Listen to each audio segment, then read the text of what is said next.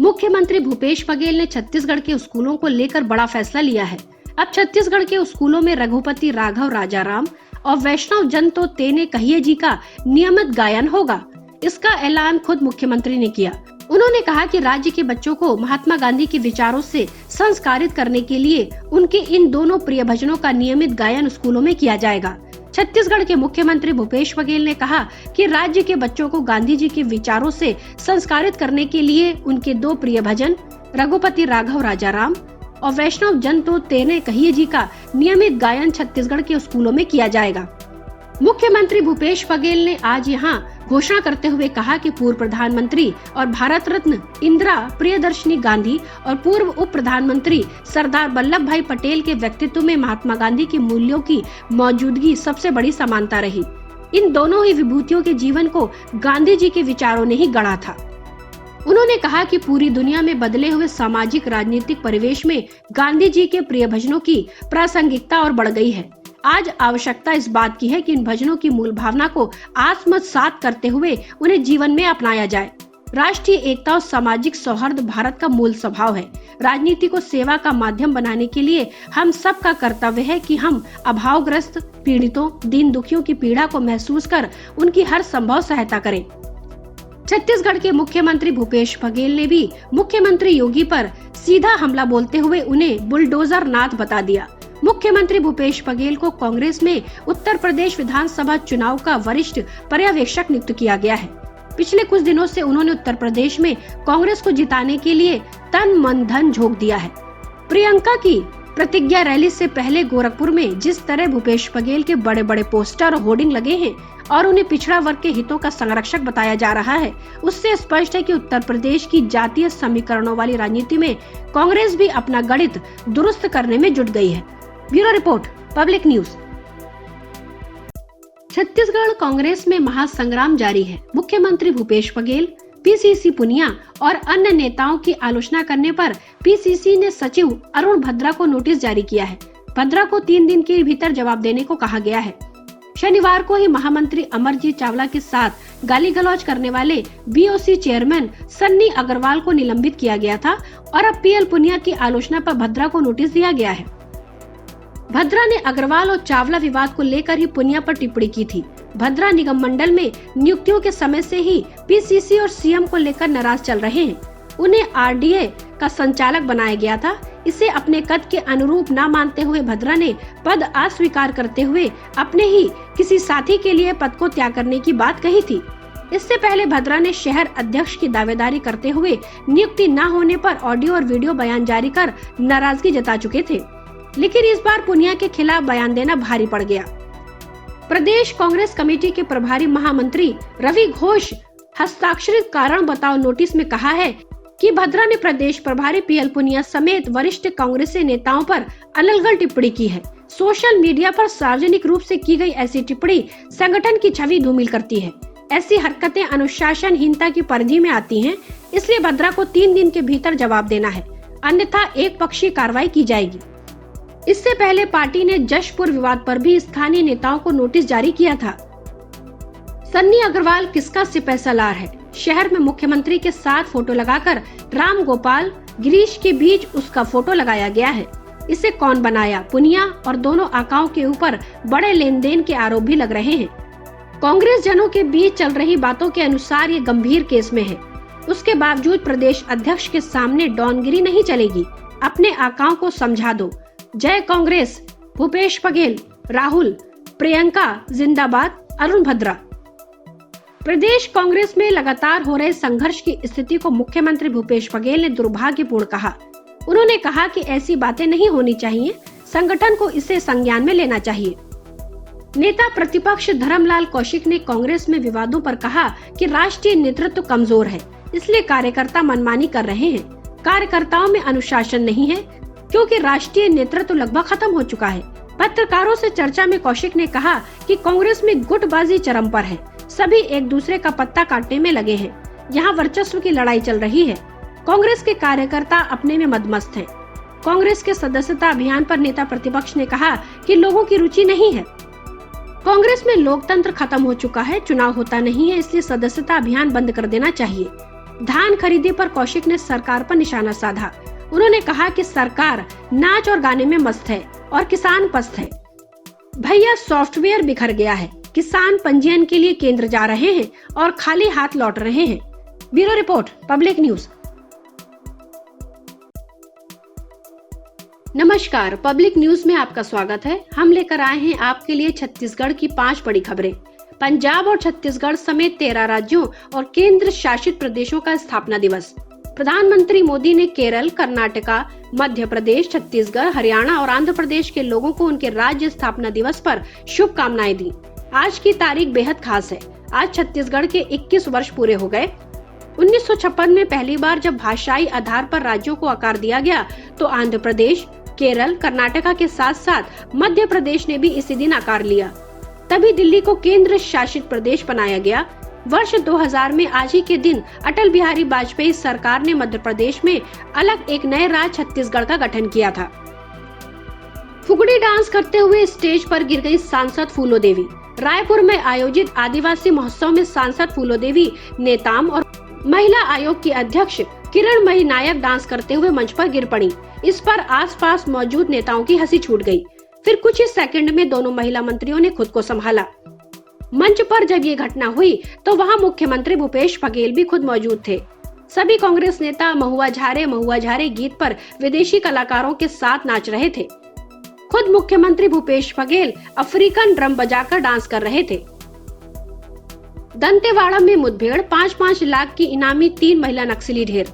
छत्तीसगढ़ में सुरक्षा बलों पुलिस का नक्सलियों के खिलाफ अभियान जारी। समाचार एजेंसी के मुताबिक दंतेवाड़ा जिले में रविवार को मुठभेड़ में सुरक्षा बलों ने 5-5 लाख की इनामी 3 महिला नक्सलियों को मार गिराया। दंतेवाड़ा के पुलिस अधीक्षक अभिषेक पल्लव ने बताया कि कटे कल्याण थाना क्षेत्र के अडबाल और कुजेरा गांवों के बीच जंगल में शाम करीब 6 बजे यह मुठभेड़ उस वक्त हुई जब जिला रिजर्व गार्ड की एक टीम तलाशी अभियान पर निकली थी। पुलिस अधीक्षक ने बताया कि मुठभेड़ के बाद मौके से 3 महिला कार्यकर्ताओं के शव बरामद हुए। मृतकों की पहचान राजे मुचाकी, गीता मरकाम और ज्योति के नाम पर हुई है। दिवाली के बाद भारतीय जनता पार्टी का गेट टुगेदर। प्रदेश प्रभारी पुरंदेश्वरी आएंगी 9 को। भारतीय जनता पार्टी की प्रदेश प्रभारी डी पुरंदेश्वरी 9 नवंबर को रायपुर आएंगी। वे रायपुर ग्रामीण के दिवाली मिलन समारोह में शामिल होंगी। साथ ही प्रदेश के नेताओं के साथ बैठकर प्रदेश कार्य समिति के एजेंडे पर चर्चा करेंगी। इस बार 7 नवंबर को राष्ट्रीय कार्य समिति की बैठक होगी। इसमें प्रदेश के नेता वर्चुअल माध्यम से शामिल होंगे। राष्ट्रीय कार्य समिति में जो विषय रखे जाएंगे उस पर आगे अमल करने के लिए हफ्ते भर में प्रदेश कार्य समिति की बैठक रखी जाएगी। इससे पहले ही 9 नवंबर को प्रदेश प्रभारी पुरंदेश्वरी रायपुर आएंगी। रायपुर ग्रामीण के अध्यक्ष अभिनेश कश्यप के मुताबिक दिवाली मिलन के बहाने कार्यकर्ताओं के लिए गेट टुगेदर रखा गया है। त्योहारी बाजारों में बढ़ाई सुरक्षा, सादी वर्दी में पुलिस के जवान तैनात। बाजारों में रविवार से त्योहार को लेकर भीड़ शुरू हो गई है। बाजारों में चलने की जगह नहीं है, इसलिए सभी प्रमुख बाजारों में सुरक्षा बढ़ा दी गई है। भीड़ के बीच हथियारों से लैस जवानों की ड्यूटी लगी है।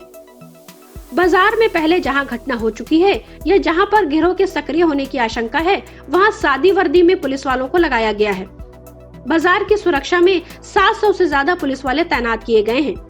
एएसपी ताकेश्वर पटेल ने बताया है कि शनिवार से बाजारों में सुरक्षा बढ़ा दी गई है।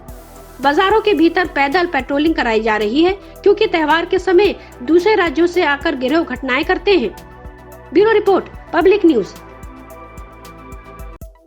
महाराष्ट्र सरकार में मंत्री नवाब मलिक ने कहा कि ड्रग पेडलर का बीजेपी नेता के साथ संबंध है। नवाब मलिक ने महाराष्ट्र के पूर्व मुख्यमंत्री देवेंद्र फडणवीस पर निशाना साधा है। उन्होंने कहा कि पूरे महाराष्ट्र में देवेंद्र फडणवीस के इशारे पर ही ड्रग्स का धंधा चलता आ रहा है। इसके साथ ही मलिक ने पूछा कि आखिर क्यों केंद्रीय मंत्री रामदास अठावले खुद समीर वानखेड़े के परिवार से मिले। उन्होंने कहा कि आरोपी का समर्थन करना दुर्भाग्यपूर्ण है। जो सवालों के घेरे में हैं, उनके घर क्यों अनुसूचित जाति आयोग के उपाध्यक्ष अरुण हल्दर गए। उन्होंने कहा कि एससी कमीशन की मर्यादा को हल्दर भूल गए हैं। वे एससी कमीशन की मर्यादा को समझे। नवाब मलिक ने आगे कहा कि अरुण हल्दर का रवैया संदेहास्पद है। जेल में बंद जयदीप राणा को मदद किसने पहुंचाई है। उन्होंने कहा कि बीजेपी के कई नेताओं के ड्रग पेडलर से संबंध है।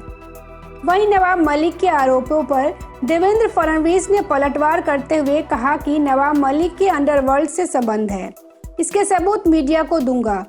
महाराष्ट्र के पूर्व सीएम और बीजेपी नेता देवेंद्र फडणवीस ने कहा, नवाब मलिक के आरोप हास्यास्पद है। रिवर एंथम के लिए जो टीम आई थी, उस क्रिएटिव टीम के एक सदस्य ने फोटो खिंचाई। 4 साल पहले का फोटो है। उस व्यक्ति का मेरे साथ भी फोटो है। जानबूझकर मेरी पत्नी के साथ का फोटो ट्वीट किया है। अगर किसी के साथ फोटो खिंचाने से वो ड्रग माफिया होता है, तो जिसका दामाद ड्रग के साथ पकड़ा गया है वो क्या है? उसकी पार्टी क्या है? खिसियानी बिल्ली खंबा नोचे। अभी उन्होंने दिवाली से पहले लवंगी बम लगाया है। दिवाली के बाद मैं बम फोड़ूंगा। इससे पहले नवाब मलिक ने आरोप लगाते हुए कहा कि महाराष्ट्र में ड्रग का पूरा खेल कहीं न कहीं देवेंद्र जी के आशीर्वाद से चल रहा था और चल रहा है। इस मामले की सीबीआई जांच होनी चाहिए। आखिर इस शहर में देवेंद्र जी का ड्रग के धंधे में क्या कनेक्शन है? इससे पहले नवाब मलिक ने आरोप लगाया कि ड्रग पैडलर जयदीप राणा के देवेंद्र फडणवीस से संबंध है। जयदीप ने फडणवीस की पत्नी के गाने फाइनेंस किए। ड्रग ट्रैफिकिंग में जयदीप राणा की गिरफ्तारी हुई थी। उन्होंने कहा कि एक गाने में जयदीप राणा, देवेंद्र फडणवीस और उनकी पत्नी तीनों शामिल है। नवाब मलिक ने अपना निशाना और तेज करते हुए कहा कि समीर वानखेड़े को लाने वाले देवेंद्र फडणवीस थे, ताकि लोगों को ड्रग्स केस में फंसाया जा सके। उन्होंने कहा कि सारा ड्रग का खेल देवेंद्र फडणवीस के इशारे पर ही हो रहा है। मलिक ने कहा कि कासिफ खान जैसे ड्रग पैडलर को छोड़ दिया गया। ड्रग पैडलर को बचाने के लिए ही समीर वानखेड़े को लाया गया था। पूरा ड्रग का खेल महाराष्ट्र में देवेंद्र फडणवीस के संरक्षण में चल रहा था और चल रहा है। इसलिए फडणवीस पर लगे आरोपों को केंद्रीय जांच एजेंसी सीबीआई से जांच हो। नवाब मलिक ने आगे कहा कि प्रतीक गाबा और नीरज मुंडे से देवेंद्र फडणवीस के संबंध है। Bureau report, public news.